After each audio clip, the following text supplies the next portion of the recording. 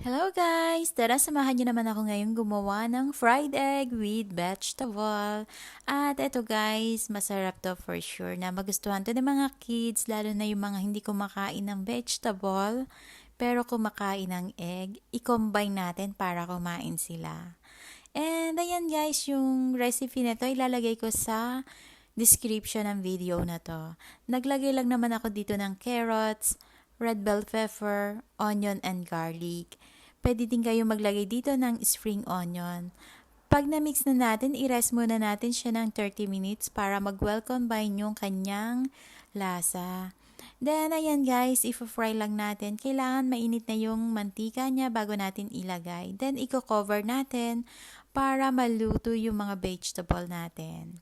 Then, pagka ni-return natin sa kabila, kailangan luto muna yung ibabaw niya para hindi siya masira. Ayan, madali lang naman siyang gawin, kaya kayang-kaya nyo yan. Masarap to, kaya itry nyo. And ayan na nga, oh, 'di ba? Hindi siya nasira kasi luto na yung ibabaw niya. And ayan guys, perfectos pang breakfast natin, kaya itry nyo din to. And ayan, ready na yung ating fried egg with vegetable. Thank you for watching my videos and don't forget to follow me.